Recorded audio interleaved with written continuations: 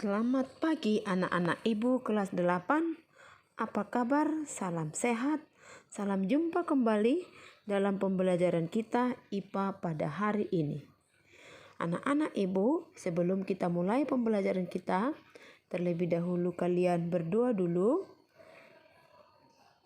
Persiapkan dirimu dengan baik, minta berkat sama Tuhan.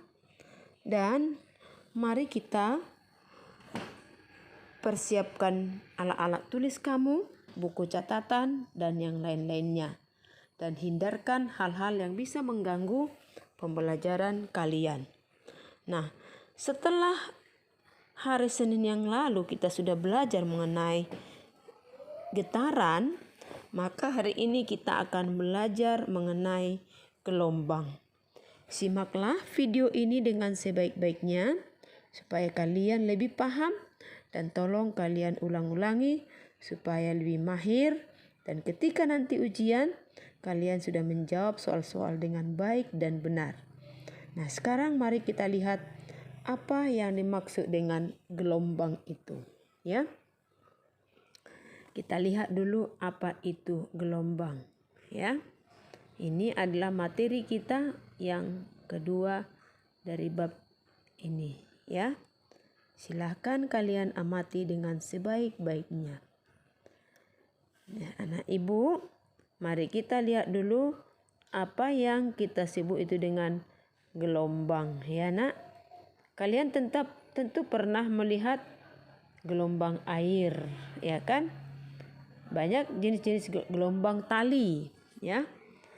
Ini yang akan kita pelajari. Nah, ini adalah bagian yang kedua. Gelombang adalah getaran yang merambat dengan membawa energi. Ya, kita lanjutkan. Berdasarkan medium perambatannya, gelombang dibedakan menjadi yang pertama, gelombang mekanik, yaitu gelombang yang membutuhkan medium perambatan. Contohnya gelombang bunyi, gelombang air, dan gelombang tali. Nah, yang kedua adalah gelombang elektromagnetik, yaitu gelombang yang tidak membutuhkan medium perambatan. Contoh, gelombang cahaya, gelombang radio, dan gelombang televisi. Pada perambatannya, medium perambatan tidak ikut merambat. Berdasarkan arah rambat gelombang dan arah getarannya, gelombang kita bedakan menjadi dua, yaitu yang pertama adalah gelombang transversal, yaitu gelombang yang arah rambatnya tegak lurus dengan arah getarannya. Contohnya gelombang cahaya, gelombang air, gelombang tali. Itu gelombang transversal. Nah, perhatikan gambar berikut. Jika sebuah tali kita simpangkan sehingga akan bergetar naik turun, ya. Dia ke atas dan ke bawah. Selain bergetar, juga akan merambat. Merambatnya ke arah atas dan ke bawah, yaitu ke arah depan atau ke arah horizontal. Kita lihat di sini arah getar vertikal, sedangkan arah rambatnya adalah horizontal. Ya, perhatikan ya. Sehingga dapat dikatakan arah getarnya tegak lurus terhadap arah rambatnya. Inilah yang disebut dengan gelombang transversal. Yang kedua, gelombang longitudinal, yaitu gelombang yang arah rambatnya sejajar dengan arah getarannya. Contoh gelombang bunyi, gelombang pada selingki, ya, atau pegas. Perhatikan gambar berikut. Jika sebuah selingki atau pegas kita berikan dorongan atau kita usikan ke depan, maka dia akan bergetar ke arah depan dan ke arah belakang. Bergetar ke arah horizontal. Selain bergetar, dia juga akan merambat ke arah depan. Sehingga bisa kita lihat di sini bahwa arah rambatnya horizontal dan arah getahnya juga horizontal. Sehingga dapat dikatakan bahwa arah rambat, gelombangnya, dan arah getarannya sejajar. Inilah yang disebut dengan gelombang longitudinal. Sekarang kita lihat dulu gelombang transversal. Apa itu gelombang transversal? Kita lihat. Perhatikan gambar berikut ini. Ini adalah garis tiban. Dan di sini kita gambarkan gelombang transversal. Seperti gambar ya. Kemudian kita beri tanda untuk memudahkan membahasnya. Lihat tandanya A, B, C, D, E, F, G, H, E. Bagian-bagian gelombang transversal kita lihat di sini. Bagian yang berada di atas garis seimbang yaitu A, B, C, dan E, F, G. Ini kita sebut dengan bukit gelombang. Sedangkan bagian yang berada di bawah titik setimbang yaitu C, D, E, dan G, H, I. Itu kita sebut dengan lembah gelombang. Lembah ya, ada lembah, ada bukit. Sedangkan titik terjauh yang berada di atas garis setimbang yaitu titik B dan titik F, kita sebut dengan puncak gelombang. Sedangkan titik terjauh yang berada di titik jauh D dan titik H, kita sebut dengan dasar gelombang. Nah, jarak antara puncak gelombang dengan garis seimbang ini kita sebut dengan simpangan. Ya, simpangan terjauh. Kita sebut di sini adalah amplitudo. Jadi, jarak antara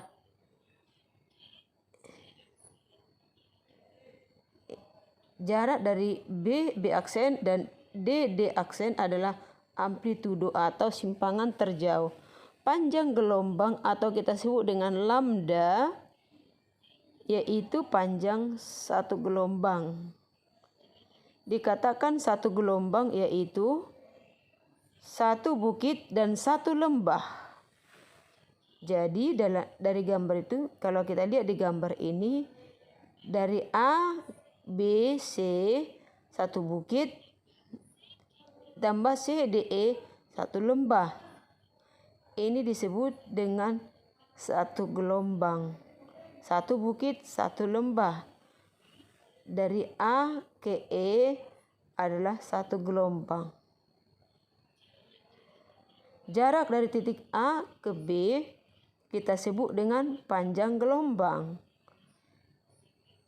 yang kita simpulkan dengan lambda. Ya, jarak dari titik A ke E kita sebut dengan lambda. Atau bisa juga dari E, F, G satu bukit dan G, H, I satu lembah. Dari E, F, G, H, I ini adalah satu gelombang. Jarak antara E dan E kita sebut dengan panjang gelombang. Ya, lihat panjang gelombangnya. Kemudian bisa juga kita lihat dari puncak ke puncak. Jadi satu gelombang bisa juga kita lihat dari puncak ke puncak. Dari titik B ke titik F.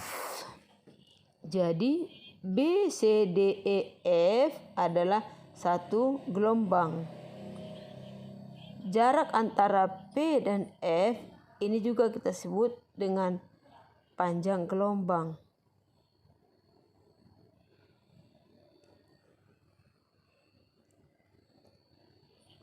Bisa juga kita definisikan dari dasar ke dasar, ya, yaitu dari titik C ke titik H. Ini adalah satu gelombang. G, E, F, G, H ini adalah satu gelombang. Jarak antara titik C dan H ini kita sebut dengan panjang gelombang.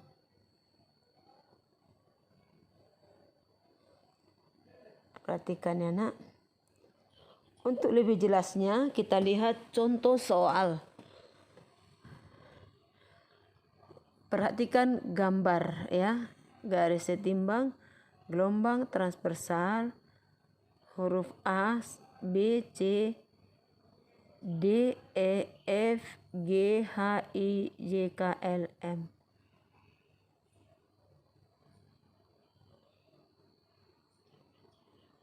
Ya, ada di situ jaraknya 1,5 cm dan A, B, C adalah 2 cm. Jadi dari A ke B 1,5 cm, sedangkan dari B ke C adalah 2 cm. Perhatikan gambar gelombang transversal ya. Berapakah amplitudo? Amplitudo adalah simpangan terjauh, yaitu titik terjauh dari garis setimbang, yaitu jarak antara B ke B aksen itu 1,5 cm.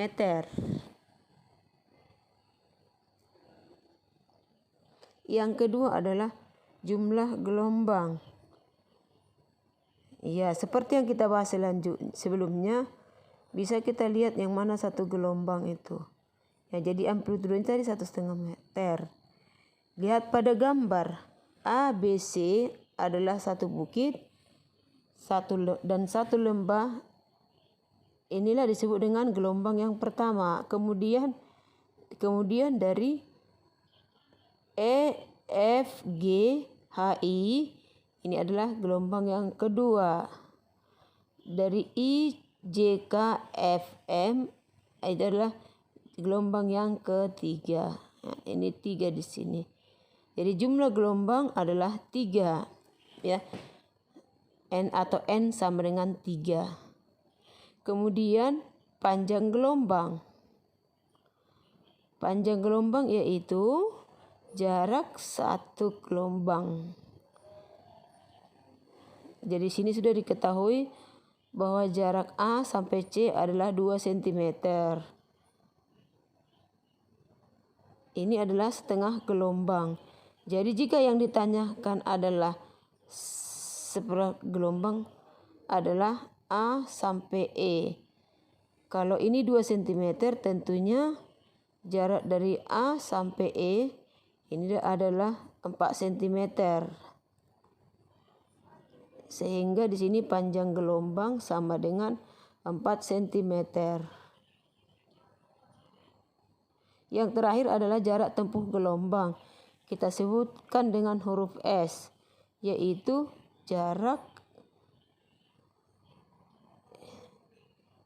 dari titik A ke titik M.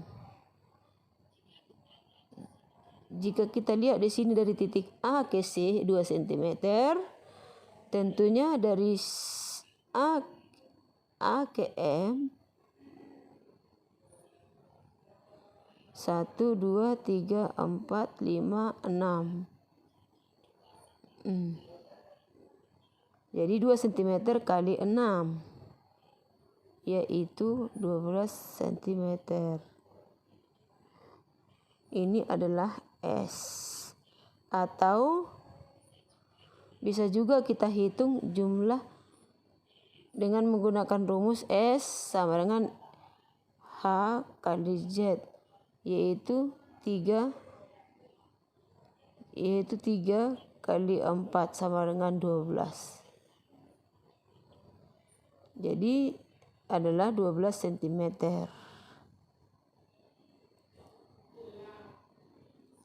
Sekarang kita akan membahas mengenai frekuensi gelombang. Frekuensi gelombang adalah jumlah gelombang dalam waktu 1 detik. Dapat kita tuliskan dengan rumus F sama dengan N per T, di mana F adalah frekuensi gelombang, N adalah jumlah gelombang, dan T adalah waktu tempuh gelombang. Sedangkan periode gelombang adalah waktu yang dibutuhkan untuk menempuh satu gelombang. Bisa kita tuliskan dalam rumus T besar sama dengan T kecil per N, di mana T besar adalah, maka T sama dengan periode gelombang, satuannya sekon. T adalah waktu tempuh gelombang, waktunya juga sekon. Sedangkan N adalah jumlah gelombang. Sekarang T besar sama dengan T kecil dibagi dengan N, di mana T besar adalah periode, satuannya second, T kecil adalah waktu tempuh gelombang, satuan adalah second juga, sedangkan N adalah jumlah gelombang.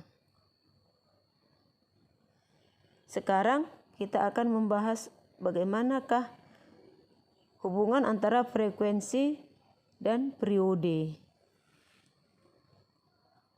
Seperti yang sudah kita tuliskan rumus, F sama dengan N kecil per T. T waktu tempuh. Sedangkan periode sama dengan T kecil Y dibagi jumlah gelombang. Waktu tempuh dibagi jumlah gelombang, ya nak. Jadi dua rumus ini jika kita gabungkan, maka kita akan mendapatkan rumus yaitu F sama dengan seperti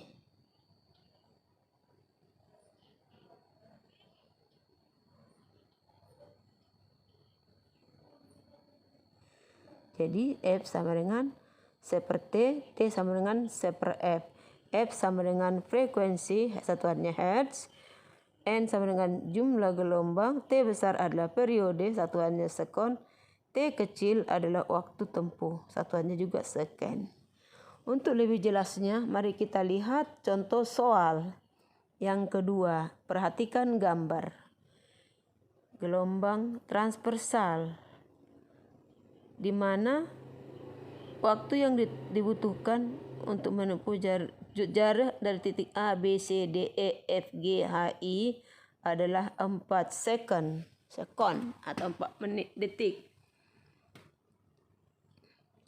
Jika waktu yang dibutuhkan untuk menempuh titik A sampai titik I adalah 4 sekon, berapakah frekuensi dan periodenya? Nah, ingat rumus yang tadi, nak. Kita ketahui, yang diketahui ya. Yang pertama adalah berapakah jumlah gelombang. Jumlah gelombangnya di sini adalah A, B, C, D, E, satu gelombang. E, F, G, H, I adalah satu gelombang. Jadi semuanya 2 gelombang. Jadi N sama dengan 2. Selain itu, kita juga bisa melihat bahwa di sini sudah diketahui bahwa waktu tempuhnya adalah 4 sekon. Ditanyakan berapakah frekuensi dan periode? Jawab. Yang pertama, F sama dengan N per T. Frekuensi sama dengan, di mana N adalah jumlah gelombang sama dengan 2 dan T kecil waktu tempuh adalah 4 sekon. Sehingga kita selesaikan seperti ini ya. Iya. Jadi frekuensi sama dengan 2 dibagi 4 sama dengan setengah Hz atau 0,5 Hz. Kemudian yang kedua adalah periode, rumusnya 1/F. Demikianlah pembelajaran kita untuk hari ini mengenai gelombang ini ya. Jadi silahkan kalian pelajari, membuat contoh-contoh soal, menjawab contoh-contoh soal yang ada di buku supaya kalian lebih mahir.